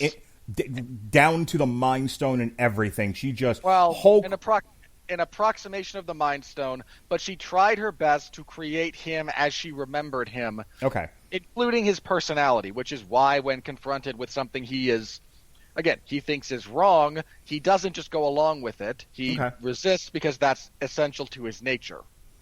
I'll go along with that. Can I just say I prefer the former, not the latter? I prefer animated dead corpse to I mother boxed a vision into being. Well, okay, one, yes, you're entirely right to have your personal preferences. The only advantage, and if you want to put that in air quotes to this, then go ahead. The only advantage this version gives us is it lets us bring the vision back in a different context. And I mean beyond once her spell ends. Mm-hmm. And you can debate the merits of that. You can... Again, that's a different discussion, and we all have our personal preferences, but that was my takeaway as far as why the Vision behaved differently than everyone else. Yeah, just going back to, and I want to get Alexis in on this if she has any comments on this episode, but the revelation that it's not Wanda's fault, she's just drawn that way. She's not bad, she's just drawn that way. I was like, I'm done with this whole stupid show. Why Marvel can't have morally ambiguous characters that do bad things, in a world that's complicated, and instead has to make everything so painfully black and white is not beyond me, because if I think hard enough, I'm sure I can come up with a rational answer. But boy, is it frustrating.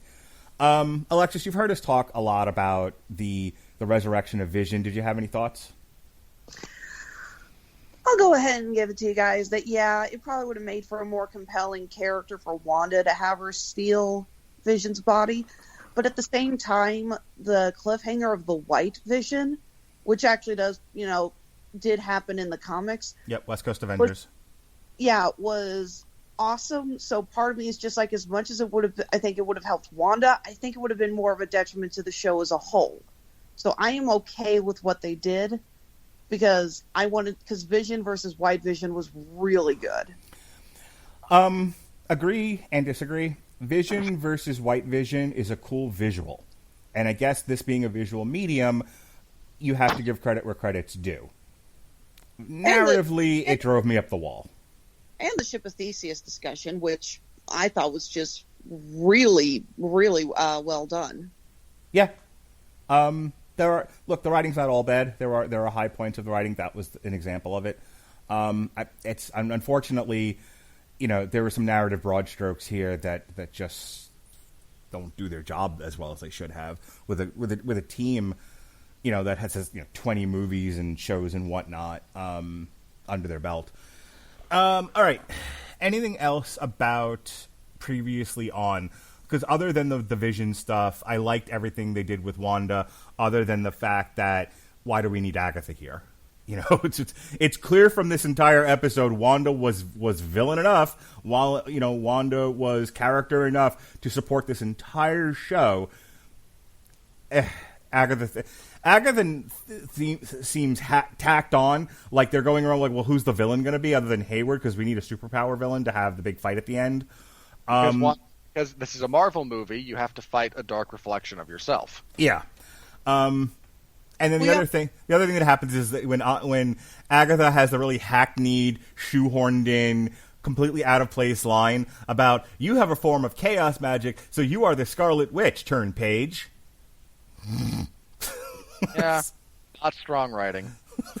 Although we did get one of the best lines in the entire series in this episode. Okay. What is grief, if not love preserving? Yep, it's a good line. Not said by Agatha, though. I I like the sentiment. I actually prefer the way President Nelson said it, but that shouldn't shock anyone. All right, the series finale. We were doing so well, and then like most Marvel things, we can't stick the landing. We're going to Thelma and Louise this all the way. Woo! Here comes that cliff, baby. Yeah! What an interesting tale of grief and sorrow and magic and pain. How are we going to end it? Fight in the sky. Okay, we can't just do a fight in the sky. What about 2 fights in the sky? Done. Fuck you, Marvel. Just fuck off. Oh, God. Hang on. I get where you're coming from. I liked the Vision versus Vision fight. Not just visually, but like Alexis, I liked that the way you got around a very computerized mind was with again, kind of an existential paradox and a thought experiment like the ship of Theseus. You're 110% right. The way that they ended that fight makes up for the stupidity of the fight itself. Yeah, I mean, I didn't even hate the fight. I actually liked it. I liked the visual. I liked that they play off each other, and then they get to a point where, like, okay, neither of us can win, and Vision, the colored version. Boy, that sounds bad. The funky version versus the not funky version. Oh, He speaks jive. Hey now, Vision, you jive turkey. Sir, I'll have you not speak to me that way. He speaks jive and wakes him up. great. Now I'm having flashbacks to our discussion about Power Man from Monday night. He discovers that he what he holds up is actually a genetic report on the White Vision, and finds out that he has a percentage of African ancestry, and he becomes... All right, move on. Okay, I can push that further, but I'm not. No, you don't get to. You don't get to do that anymore, because you teased something last night and then you wouldn't talk about it. So no, you're in timeout from silly jokes. Okay. All right, folks, we're from Missouri, Anyway, on Florida. We couldn't get any whiter if we tried. we could. Speak for yourself, madam. Anyway, I liked that. I mean, I also happen to like the Ship of Theseus as a general kind of thought experiment, and this was a fairly good representation of it. And yeah, I like that he wakes up the Vision's memories, and he flies off to kind of rediscover who he is a little bit, and can be part of future movies. I like the Vision as a character, I really do, and I like Paul Bettany as an actor, so I'm happy to see a valid reason for that character to persist in the MCU. So okay, so right now, White Vision with Old Vision's memories is the thing, right? That's what happened? Yes. Got it. Move on. I mentioned this before. I can't buy Catherine Hahn as a threatening person. I just can't. There's nothing about her or her presentation that makes me believe it. I don't care how many witches you show her absorb. When they looked at the dailies of those shots of her with the goth makeup on and the old lady robe, and they were like, okay, and now we're gonna animate you in the sky and you're gonna fight the Scarlet Witch, and they looked at that and they're like, that looks cool, print. How is there nobody going, can't we turn her into a pink dragon or something? Can't we do anything with this? Because this looks terrible. Yeah, it wasn't great. They deliberately ignored and undercut the best moment of this episode. The best moment of this episode is when Agatha breaks the neural control of the spell on a bunch of people, and they just go up to Wanda and they start explaining to her all the terrible things that they did. Oh, this is great. That, again, best moment of if you're like me, if you're a nerd like me for thought experiments, then the Visions discussing the Ship of Theseus and the nature of existence and what makes you you is great. If you're not like me, this is the best moment of the show when, the blonde kind of bitchy neighbor comes up and goes, I'd really like to see my daughter. Mm-hmm.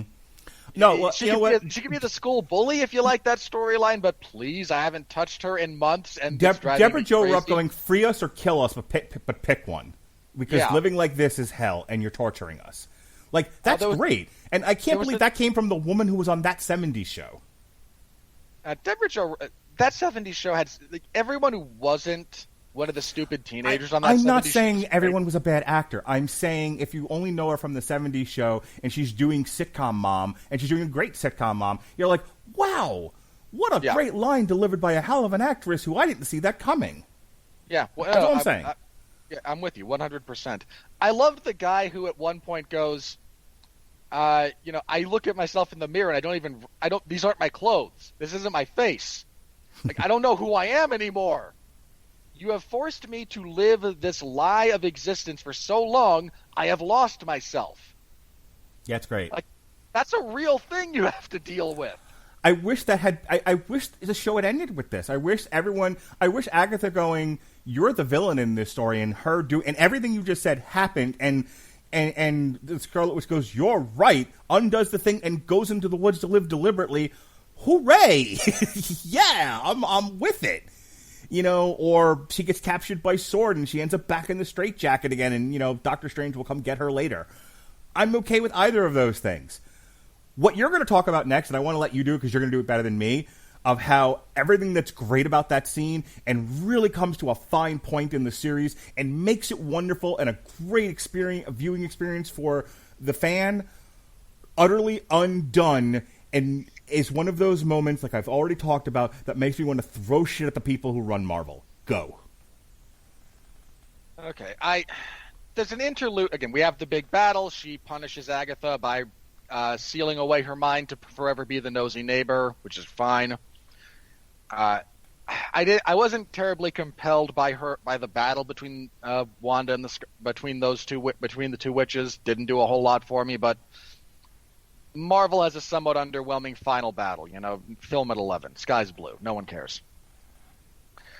I liked her saying goodbye to this version of Vision. I want to make that clear, because that is the good stuff right before this thing falls off a cliff. And I love their farewells.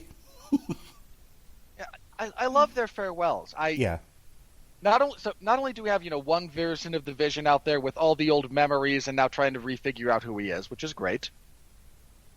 We have this one, and when they're talking, and he says to her, I've been a body. I've been a consciousness without a body.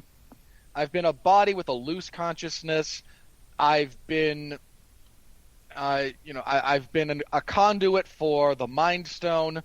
I've been dead. I've been just a memory. Who knows what I'll be next? Like, that's some genuinely good writing, and it comes from a very heartfelt place when it speaks to the relationship between these characters. It also points at the Vision and Scarlet Witch, a year in the life that we talked about. Vision, a big part of Vision's character is struggling with his identity. Mm-hmm. Yeah, so that's good. That's really good. Yeah. Then Scarlet Witch leaves the town of Westview. She gets dozens of dirty looks because, why wouldn't you? And one of our essentially our audience character, right? Our POV character is Monica Rambeau. She learns what's going on about the same time we do. She's meant to be the moral center of this story when she rejects the violent impulses that Hayward has.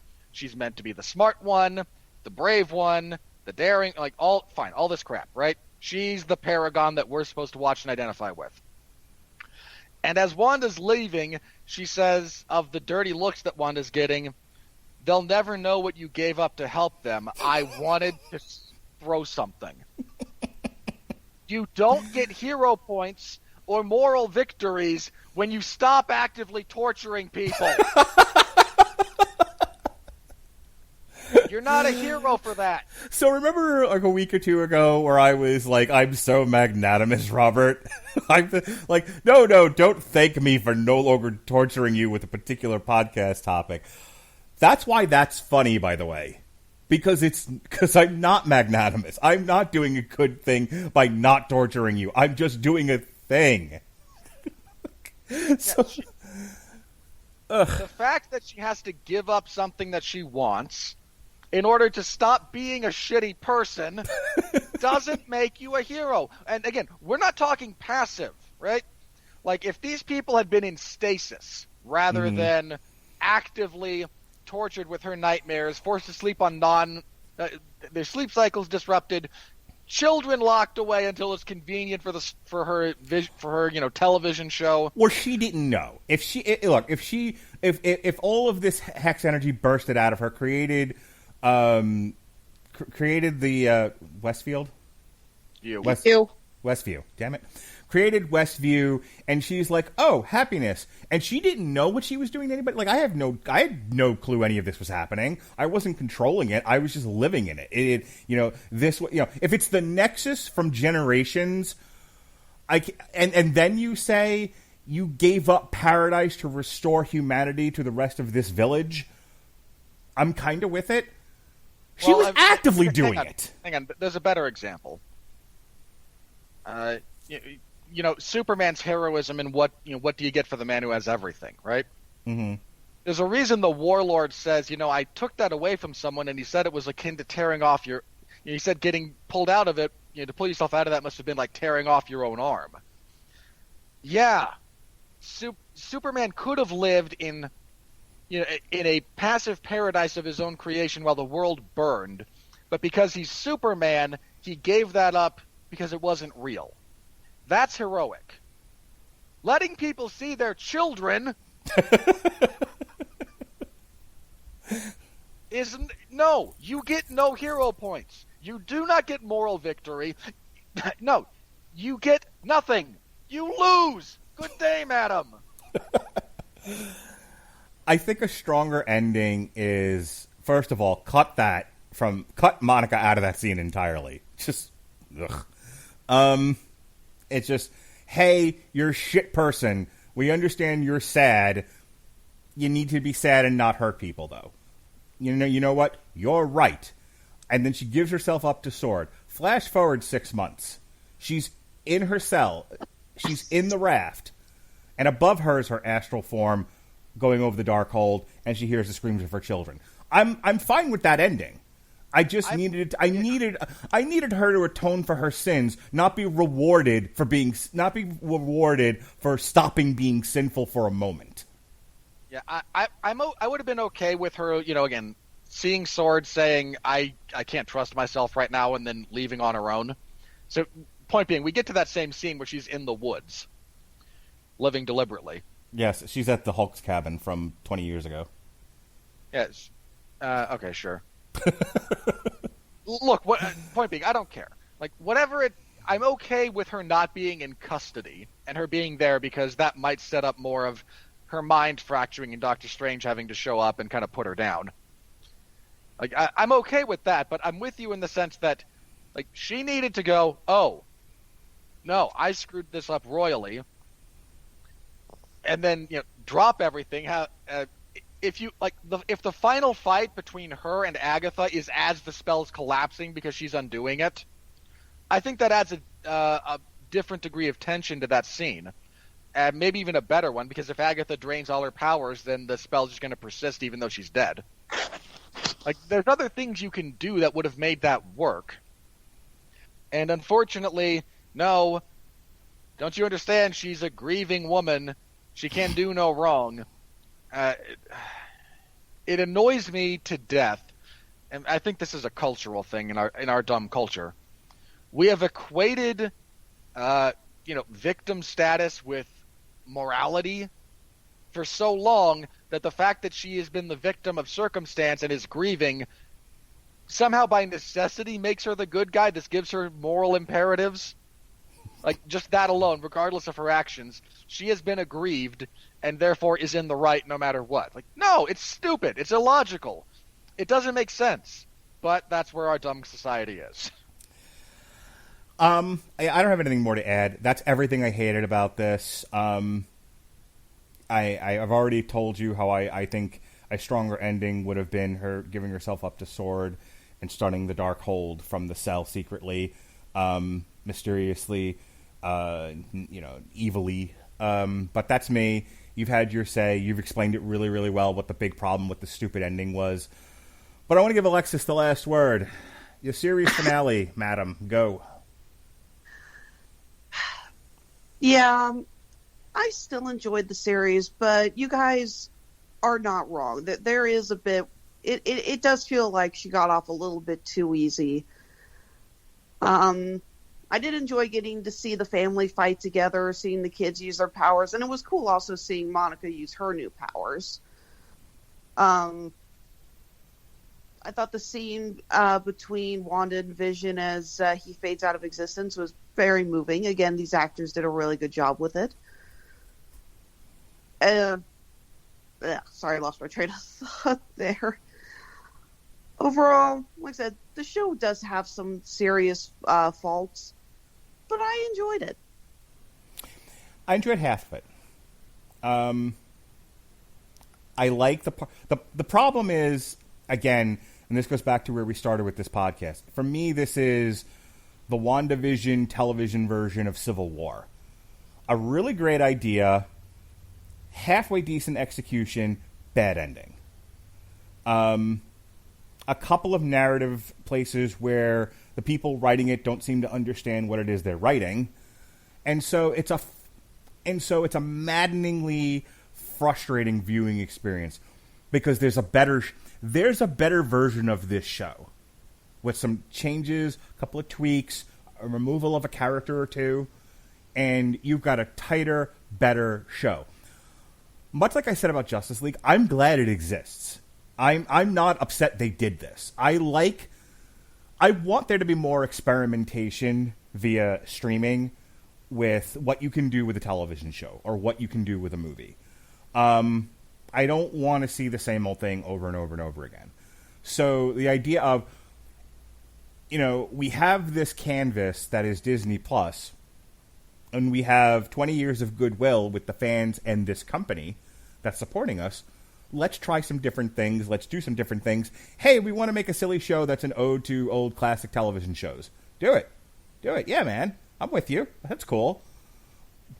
I think my only gripe then is don't just be self-satisfied with I did a thing, and don't let the fans and their need for simplicity, need for binary black and white, things have to be the exact way I remember them from the comic books, bind you to shitty writing.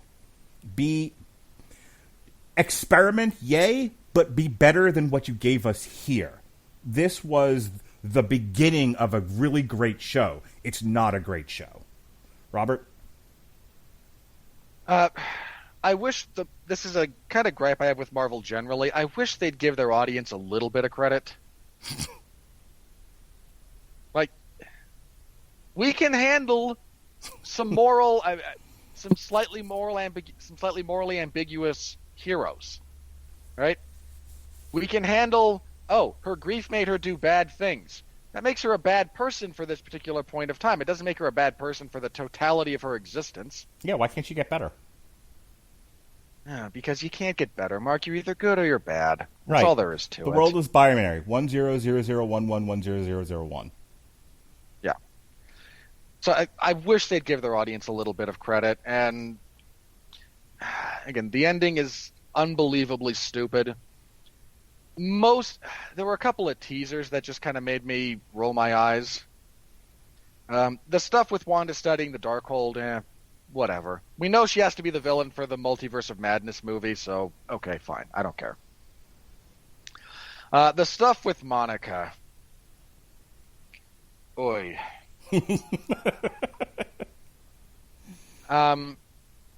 Yeah, I don't care much for this character. And maybe that's just because she's written to be almost unbearably stupid at points in the show. But so I don't care about her going up to hang out with the Skrulls to set up the secret invasion or whatever, the Secret War storyline.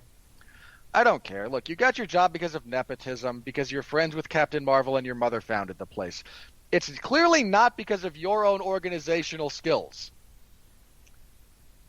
I can't wait for her to be in charge of S.W.O.R.D. in the next time we see her, because you know that's coming.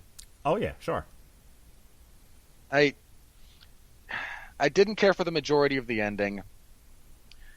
Again, Paul Bettany and Elizabeth Olsen both do a very, very good acting job. But I did not enjoy the viewing experience of this show in totality. Okay. Well, folks, that is our discussion of WandaVision. One thing about the show that I think is a very important thing to talk about is the music. Just a quick word. What did you think of the background music on the show, Alexis? You know, the way it moved between the different themes and genres was pretty good. I believe the opening themes were also done by the same songwriting crew that gave us Let It Go from Frozen. Kristen, according to the soundtrack that I'm looking at, which I can't find one complete total soundtrack for the entire show. It's broken up by episode. So you can get like the episode 1 soundtrack, episode 2, episode 3, etc., etc. You can get them all, and they're by Kristen Anderson Lopez and Robert Lopez and Christoph Beck. And all of these are available on AmazonMusic.com. Amazon Music, you can stream all the WandaVision stuff, all the soundtracks we talk about on various shows that we review, and any music that fits your heart's delight. And as a matter of fact, if you use our link at getamazonmusic.com/W2M network, you can get a free 30 days of Amazon Music on us and explore away. Listen to all the WandaVision stuff, whatever else you might like. It's all there for you to enjoy and stream on AmazonMusic.com. Anything else about the music, Alexis? Nope, like I said, I thought they did a really good job mixing the different genres. I mean, that was part of the fun, was that every new era that we got a new theme song, and it fit really well. You can actually get the single for Agatha All Along and put that on your workout mix. You know, put it on repeat, play it over and over and over again. Oh, there's already a YouTube video of that just playing for 10 hours. Perfect. I assume this will be used for advanced interrogation techniques. I hope they set the visual to the fiend burning like a Yule log, and so it's just Agatha All Along on repeat to the fiend burning. That would be perfect.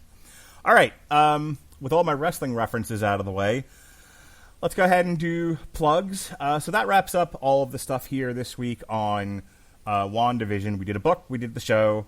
Tonight, we're going to review Rob Zombie, the name of this thing. Rob Zombie album. The Lunar Ejection Kool-Aid Eclipse Conspiracy. So that's tonight. Last night we reviewed Zack Snyder's Justice League. Tomorrow we'll review Fastlane. Oh boy, Alexa Bliss using magic powers.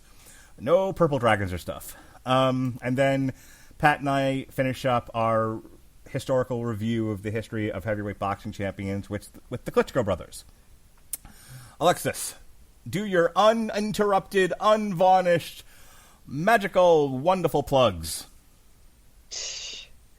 Honeysuckle Rose Creations, where fashion meets fandom at the intersections of geek and chic. We're in the middle of adding a bunch of brand new products to both our Etsy and Handmade at Amazon store, including our new Wizard of Oz line. So excited, really happy to get that out there. And just a reminder for those who are getting ready for the spring, we will be doing our Memorial Day sale, 15% off everything in both shops. Keep an eye on our Facebook, Instagram, and Twitter for more news. Again, that's Honeysuckle Rose Creations, the intersection of geek and chic. All right, Robert, go ahead and do your plugs. And you can repeat all the things I said. You can add things, you can subtract things, you can divide things, you can do algorithms, but take at least 2 to 3 minutes. As Mark presumably runs off to do nefarious things. You can find me... Yesterday, we hosted a Damn You Hollywood reviewing the Zack Snyder's cut of Justice League. We talked about the Injustice storyline. That's why my brain went there a little bit. Alexis is also on that, so you can find that just from yesterday here in the archives at Damn You Hollywood. Let's see. You can find me most Saturdays covering MMA events in the MMA zone of 411mania.com. This week there's UFC 260. The UFC heavyweight title will be contested in a rematch between Stipe Miocic and Francis Ngannou. You can find my preview of that card on one of the other podcasts I host, the 411 Ground and Pound MMA podcast. It has this week's episode has a review of last week's card, a preview of UFC 260, and a discussion of a bunch of title fights that got made. So you can hear me talk about all of that if you're interested in MMA. Fridays I cover WWE SmackDown in the wrestling zone of 411 Mania. So you can, if you're interested in professional wrestling, you can get my thoughts on that. Wednesdays, I cover MLW Fusion, so you can find that if you're interested in, nearly independent level professional wrestling. I also cover AEW's Dark Elevation series. All of those are available in the Wrestling Zone of 411 Mania. So if you want my thoughts on professional wrestling, you can get them over there. Let's see, was there anything else I had to plug? Let me have a quick look at the stuff coming up. I can go a little bit further out than Mark did. That out of the way, so I can click on things, because my desktop is kind of a mess. If you look at the rest of the month, again, we mentioned the Lunar Injection Kool-Aid Conspiracy. There's a Fastlane review, the Klitschko era. Coming up, Mark forgot this. Coming up about a week, again, next week, we will have our TV party for Pacific Rim The Black. That will be myself, Mark Radulich, and David Wright. That's the 7-episode limited Netflix anime series set in the Pacific Rim universe. And yeah, I think that's the last thing I will be on for the rest of the month. So be on the lookout for that, and we will see you all once April gets going. All right. Thanks for listening to TV Party Tonight. For Alexis Hejna, Robert Winfree, I'm Mark Radulich. Be well, be safe, and behave.